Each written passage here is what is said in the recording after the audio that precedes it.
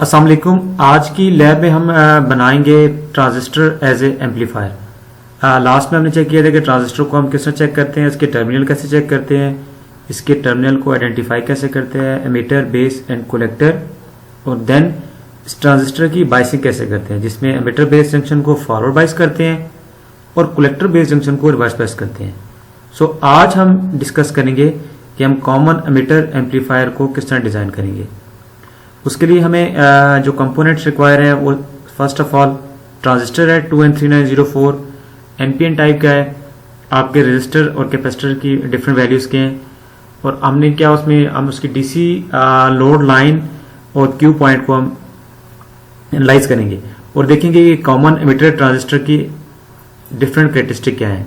Like theory में ये बताता है कि ट्रांजिस्टरों को हम एज ए एम्पलीफायर जब यूज करते हैं तो उसकी इनपुट पे लाइक बेस पे हम सिग्नल प्रोवाइड करते हैं जो कि वीक सिग्नल होता है, और उस सिग्नल को एम्पलीफाई करके आउटपुट पे हम उसको कलेक्ट कर सकते हैं। आउटपुट हम कलेक्टर से लेंगे। सो डिफरेंट टाइप के ट्रांजिस्टर हैं उस पर यूज करते हैं। नॉर्मली हम एसी सिग्नल भी प्रोवाइड कर सकते हैं।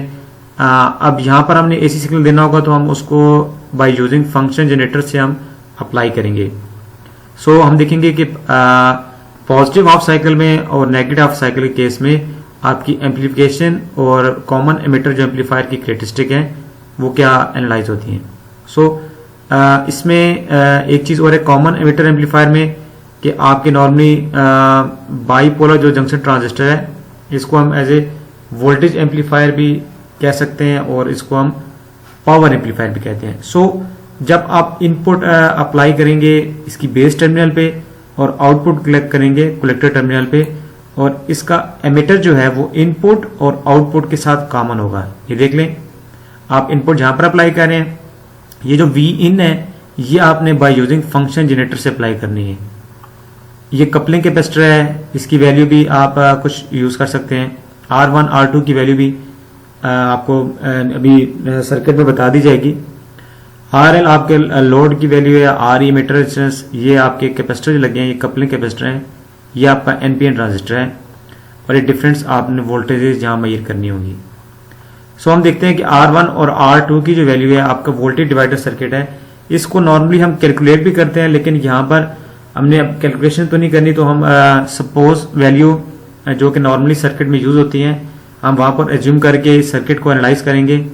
वैसे तो जब अगर आपने इस सर्किट डिजाइन करना हो तो उसमें ये चीज बता रहा है कि जो R1 और R2 जो है वोल्टेज डिवाइडर सर्किट है, और देन इसका एनालिसिस हम AC एनालिसिस और DC एनालिसिस करके हम R1 R2 की वैल्यू फाइंड आउट करते हैं, देन हम RE की एमिटर की वैल्यू फाइंड आउट करते हैं, और उसके बाद हम इसके DC कंपोनेंट फाइंड आउट करते हैं। सो वोल्टेज गेन क्या होता है, आपके V आउट और V इन की रेशियो है। सो V आउट आपकी क्या V लोड है, VL है, और V इन जो आपकी बेस वोल्टेज है। सो इसकी abbreviation -RL over RE, minus sign indicate करता है कि आपका फेज इन्वर्जन होगी। वो भी आगे जाकर हम देखते हैं कि कॉमन एमिटर में फेज इन्वर्जन क्या चीज है। सो ट्रांजिस्टर की जो बाइसिंग करनी है हमने, उसमें हम वोल्टेज डिवाइडर बाइसिंग करेंगे, जिसमें हम R1 और R2 की वैल्यू एडजस्ट करेंगे, RC और RE की भी, और ये साथ आपके कुछ फार्मूला गिवन है जिनको आप थ्योरेटिकली आप यहाँ से वैल्यू फाइंड आउट कर लेंगे, जो जो आपको वैल्यू अगर आप एज ए न्यूमेरिकल आपने फाइंड आउट करनी हो, लेकिन प्रैक्टिकली आप यहाँ पर एम मीटर वोल्ट मीटर लगा के इनमें से जो आप थ्योरेटिकली वैल्यू फाइंड आउट करते हैं उसको प्रैक्टिकली भी आप चेक कर सकते हैं। फर्स्ट टास्क में ये है कि आपने कॉमन एमिटर एम्पलीफायर सर्किट को इंप्लीमेंट करना है, और आपने क्या करना है जी, इनपुट सिग्नल आपने बेस टर्मिनल पे नहीं देना। उसके बाद आपने इसका क्यू पॉइंट फाइंड आउट करना है। क्यू पॉइंट फाइंड आउट करने के लिए आपको VCE और IE वो चाहिए होंगे। ये आप थ्योरेटिकली यहां से फाइंड आउट कर सकते हैं, या कोई भी आपका ट्रांजिस्टर का कॉमन एमिटर एम्पलीफायर का सर्किट लेके जिसकी वैल्यू गिवन हो, उन वैल्यूज को या R1 R2 RC और RE की वैल्यू आप कोई भी सपोजिंग वैल्यू लेके आप ये डिफरेंस वैल्यू फाइंड आउट करके उसके बाद आप इसका DC एनालिसिस फाइंड आउट करेंगे, जिसमें आप DC लोड लाइन बनाएंगे, आप क्यू पॉइंट वहां पर ड्रॉ करेंगे, और देन फिर आप देखेंगे कि आपकी डिफरेंट वैल्यू पे क्यू पॉइंट आपका कहाँ लाई कर रहे हैं, और लास्ट में आप VCE और की वैल्यू फाइंड आउट करेंगे बाय यूजिंग मल्टीमीटर। ये जो आपको टेबल गिवन है ये तो थ्योरेटिकल वैल्यूज है कि इस सर्किट को अगर आप सॉल्व आउट करते हैं तो इन फार्मूला के थ्रू आप different value like VC, VE, VCE जो वैल्यू आपको रिक्वायर है आप फाइंड आउट कर सकते हैं, लेकिन प्रैक्टिकली आप एम मीटर, वोल्ट मीटर लगा के इन वैल्यूज को फाइंड आउट करेंगे। ये जो आपकी गिवन है। टास्क 2 में आपने क्या करना होगा, अब फर्स्ट वाले में आपने इनपुट नहीं देनी, सेकंड वाले टास्क में आपने ये है कि इनपुट सिग्नल अप्लाई करेंगे। कौन से वाला, जो यहां पर आप इनपुट सिग्नल देंगे आप उसको आप फंक्शन जनरेटर से अप्लाई करेंगे।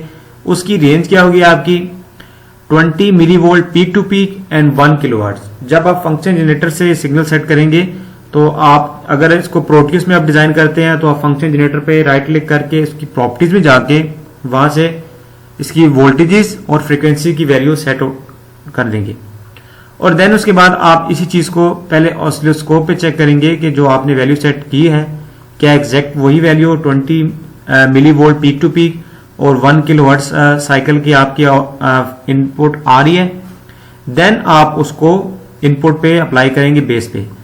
आफ्टर दैट आप इसका वोल्टेज गेन फाइंड करेंगे। वोल्टेज गेन का आपको ऊपर हमने ये फार्मूला इसके थ्रू फाइंड कर लेंगे, वी आउट और V in. So V out आपकी आउटपुट वोल्टेज होगी जो कि RL के क्रॉस होगी या RC के क्रॉस होगी, और वी इन जो होगी आपकी इनपुट वोल्टेज होगी।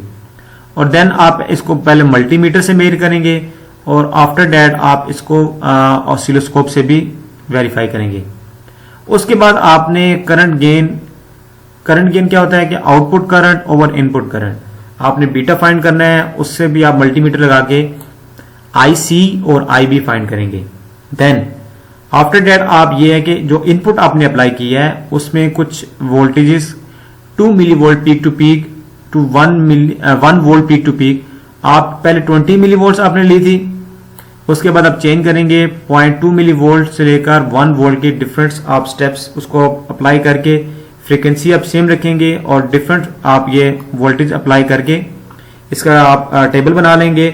और देन आप ये चीज ऑब्जर्व करेंगे कि आप ऑसिलोस्कोप पे देखेंगे कि आपकी वोल्टेज फॉर एग्जांपल पहले 0.2 मिली वोल्ट है, 0.5 है, 1 मिली वोल्ट है, 2 मिली वोल्ट है, 10 मिली वोल्ट है, 20 मिली वोल्ट है, अप टू 1 वोल्ट तक आप देखेंगे कि उसकी एनालिसिस ऑसिलोस्कोप पे चेक करेंगे। आफ्टर दैट आप ये देखेंगे कि आपने जो वोल्टेज गेन फाइंड किया है डिफरेंट वैल्यू पर उसका आप टेबल बना लेंगे। उसके बाद आप 20 मिली वोल्ट जो आपने स्टार्ट में वोल्टेज की वैल्यू ली थी इनपुट की, उसकी आप फ्रीक्वेंसी रेंज चेंज करेंगे। साइकिल इनपुट आपकी फ्रीक्वेंसी 50 हर्ट्ज से लेकर 1 मेगाहर्ट्ज तक डिफरेंट फ्रीक्वेंसी पर देके आप उसकी चेक करेंगे। उसके बाद आप क्योंकि पहले वोल्टेज गेन जो आपने फाइंड किया था वो आपने इस वैल्यूज पे फाइंड आउट किया था, अब जो वोल्टेज गेन आप फाइंड करेंगे वो इन वैल्यूज पे फाइंड करेंगे। और उसके बाद आपने अगेन आपने 20 मिली वोल्ट्स और 1 किलोवाट फ्रीक्वेंसी सेट करनी है।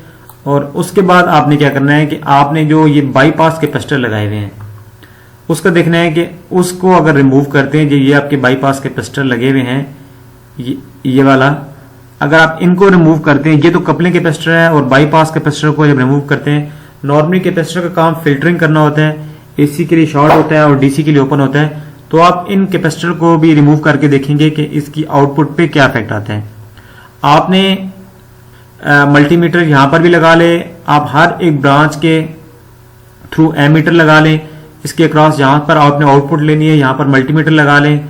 आप यहां पर आपने ऑसिलोस्कोप यहां पर एक लगाएं, एक ऑसिलोस्कोप यहां पर लगाएं, और हर एक ब्रांच के क्रॉस यानी IC, IE, IB find out करें, VBE फाइंड करें, VCE फाइंड आउट करें, RCRL यानी कि यहां पर अगर वोल्ट मीटर लगाते हैं आप उससे वैल्यू क्या आ रही है वो फाइंड आउट करें। आपने हर एक कंपोनेंट्स के वैल्यूज फाइंड आउट करनी है। ये तो उस केस में है कि आपका जब कॉमन एमिटर एम्पलीफायर है। सेम इसी तरह आपने नेक्स्ट 2 जो लैब्स हैं आपकी लैब नंबर 7 और 8, उसके लिए आपने कॉमन एमिटर तो आपने फाइंड आउट कर लिया, अब आपने कॉमन बेस और कॉमन कलेक्टर एम्पलीफायर सेम इस तरह आपने उसकी कॉन्फ़िगरेशन करनी है। आपने कॉन्फ़िगरेशन करने के बाद यही सारे सेम स्टेप्स जो यहां पर मेंशन से टास्क 1 और टास्क 2 में, ये आपने कॉमन बेस और कॉमन कलेक्टर के लिए अप्लाई करने हैं, और सेम आपने ये सारे पैरामीटर फाइंड आउट करने हैं। ये कॉमन बेस के केस में आपके जो क्यू पॉइंट है वो कहां पर लाई करेगा, VCE, आपके वोल्टेज गेन, करंट गेन क्या होंगे, डिफरेंट जो करंट्स हैं उनकी क्या वैल्यूज आएंगी। जैसे आपने इसमें टेबल बनाया, आपने इसी तरह कॉमन बेस और कॉमन कलेक्टर के लिए आपने वो टेबल बनाना होगा।